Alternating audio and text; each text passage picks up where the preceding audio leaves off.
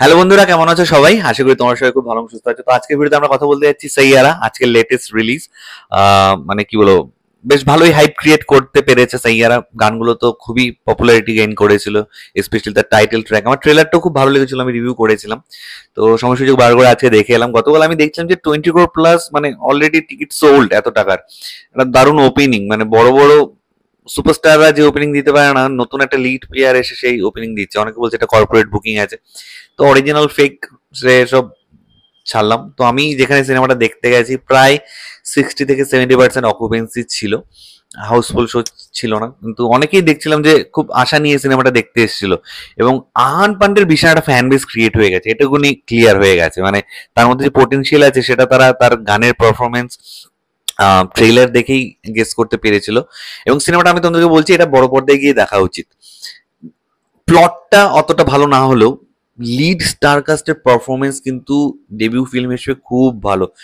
Heroine Anit পাদ্য খুব সুন্দর অভিনয় করেছে, কিন্তু আহান পান্ডে একদম নজর কাড়া, মানে অন্য লেভেলের একটা পারফরমেন্স। মনে হচ্ছে যেন যে বলিউডে হয়তো সে একটা মানে রাজ করতেই সে এসছে।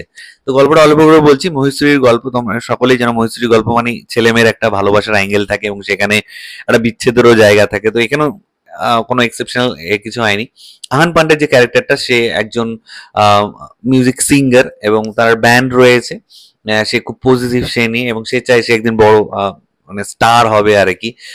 সবাই তার নাম করবে, মানে চারদিকে তার নাম ছড়িয়ে যাবে, বড় বড় হোর্ডিং লাগে বসলে যেরকম হয় আর কি, একটা বড় আশা রয়েছে।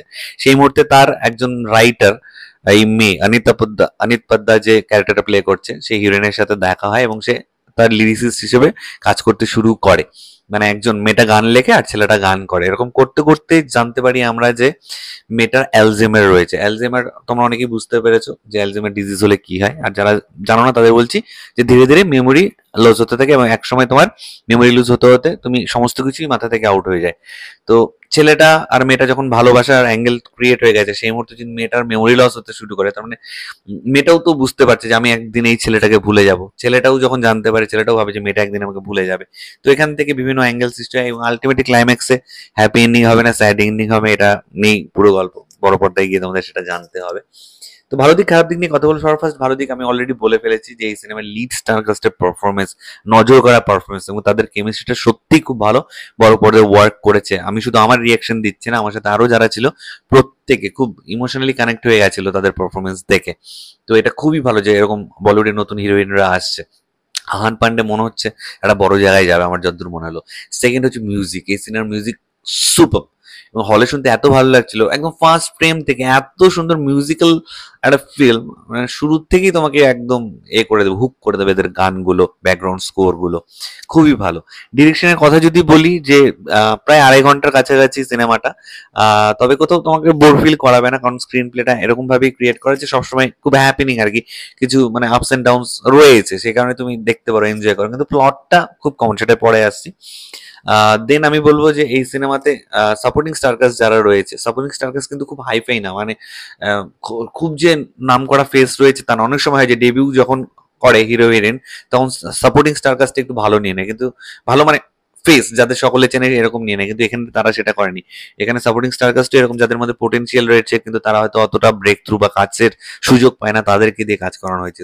সেটা খুব ভালো লাগলো আমার দেখে। এবং তারাও খুব খুব খুব ভালো। মেয়েটার বাবার চরিত্রে যে করেছে, ডক্টরের চরিত্রে যিনি ছিলেন, আহান পান্ডে যে বন্ধু বান্ধব যে যে গ্রুপটা ছিল, একটা ভিলেন টাইপের একটা হিরো, অ্যান্টি হিরো টাইপের একটা লোক ছিল, প্রত্যেকেরই কাজ কিন্তু বেশ ভালো লেগেছে। তো এখানে স্টার কাস্ট মানে কাস্টিং সিনেমাটার বেশ ভালোই হয়েছে। এছাড়া বেশ ভালো ভালো সিনেমাটোগ্রাফি দেখতে পাচ্ছি, সিনেমাটোগ্রাফি খুব ভালো।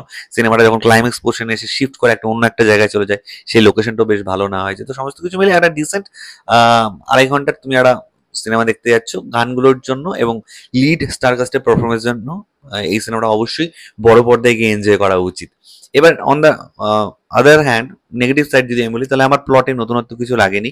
খুবই ক্লিশে টাইপের একটা প্লট, মানে এই মেমোরি লস, অ্যালজেমার, এই বা ক্যান্সার, আগে ক্যান্সার হতো এখন অ্যালজেমার হচ্ছে, এই হচ্ছে খুবই কমন একটা থ্রেড এ করা হয়েছে। তবে ডিরেক্টরের এক্সিকিউশন বেশ ভালো। তো আমার মনে হচ্ছে যে স্ক্রিপ্টটা অন্যরকম হওয়া দরকার ছিল, বা এইটা হলো খুবই স্ট্রেট ফরওয়ার্ড একটা গল্প হয়ে গেছে। একটু যদি আপস এন্ড ডাউনস বা একটু কি বলবো আর কি টুইস্ট এন্ড টার্নস রেখে যদি সিনেমাটা এক্সিকিউট করতো তাহলে মনে হয় আরো বেটার হতো। আমার প্লটটা কিন্তু অতটাও খুবই কমন একটা প্লট, কমন ধাঁচের প্লট। তো এটাই আর কি। তো আদারওয়াইজ সিনেমাটা ওকে ওকে, আউট অফ 5 স্টার আমি এটাকে 3.5 স্টার রেটিং দিচ্ছি। মানে পারফরমেন্স আমার খুব ভালো লেগেছে, আমি বারবার বলছি গানগুলো যেরকম ভালো, পারফরমেন্সও লিড স্টারকাস্টের খুব খুব খুব ভালো। অ্যাটিচিউড, আহান পান্ডে যে অ্যাটিচিউডটা ছিল সেটা যখন ইমোশনাল সিন করছে বা কিছু মারপিটের অ্যাকশন সিন রয়েছে, স্টেজে যখন গান টান করছে, খুব ভালো। এবং মিউজিকগুলো খুব জায়গায় জায়গায় খুব ভালোভাবে সাইয়ারার ব্যাকগ্রাউন্ড স্কোরটা মাঝে মাঝেই আমরা শুনতে পাচ্ছি, সেটা বেশ ভালো ওয়ার্ক করেছে। তো এটাই তোমার সাথে শেয়ার করার ছিল। তোমরা ইতিমধ্যে যারা দেখে ফেলেছো প্লিজ নিচে কমেন্ট করে জানাও তোমাদের কার কেমন লেগেছে। আর যারা দেখোনি তারা প্লিজ গো অ্যান্ড ওয়াচ, তারপরে জানিয়ে যে তোমাদের কার কেমন লেগেছে। তো এটাই তোমার সাথে শেয়ার করেছিল। ভিডিওটা ভালো লাগলে লাইক করার সাথে একদম বলবেন। চ্যানেলটা প্রথমবার দেখছো, নিচে রেড সাবস্ক্রাইব বাটনটা আছে, সেখানে ক্লিক করো, পাশে বেল আইকন আছে সেখানে ক্লিক করে অবশ্যই ক্লিক করো। ঠিক আছে বন্ধুরা, ভালো থেকো সবাই, সাবধানে থেকো সবাই, love you all, take care.